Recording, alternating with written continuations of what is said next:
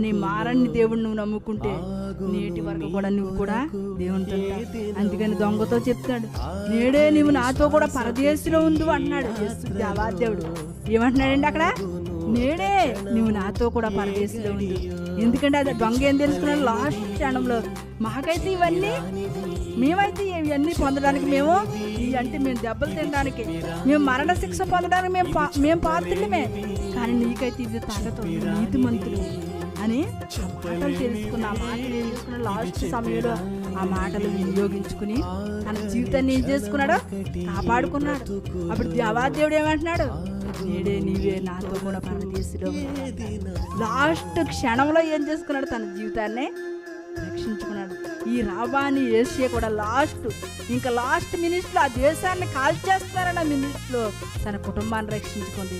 ఈ దొంగ ఏం చేశాడు? లాస్ట్లో దేవుని కోసం తెలుసుకున్నాడు. అనేకమైన విషయాలు తెలుసు, కానీ ఇంకో దొంగ ఏమంటున్నాడు? నువ్వు రక్షించుకో, నన్ను కూడా రక్షించుకో, నేను ఇంకా దొంగతనాలు ఇంకా ఎక్కువ చేస్తాను అనేసి చెప్తున్నాడు ఇంకో దొంగ. కానీ ఒక దొంగ అంటున్నాడు, మేము చేయడానికి ఇవన్నీ కూడా మేము చేసాం, కానీ మాకు మా పాపాలకు తగిన ప్రాయశ్చిత్తం ఇది, కానీ నువ్వైతే ఏ పాపం ఎరగకపోవా, నీకు ఇది శిక్ష ఇస్తున్నారు, కానీ ఒక్కసారి నీ రాజ్యంలో నన్ను జ్ఞాపం చేసుకో, ఒక్కసారి జ్ఞాపం చేసుకున్నప్పుడు ఆయన జ్ఞాపం చేసుకున్నాడా? జ్ఞాపం చేసుకుని దేవుడు ఎంత చక్కని మాట చెప్తున్నాడండి, నేడే నువ్వు నాతో కూడా పరదేశంలో, నేడే. అందుకని నేడే అనే సమయం ఉండగా నీ ఇల్లు చక్కబెట్టు.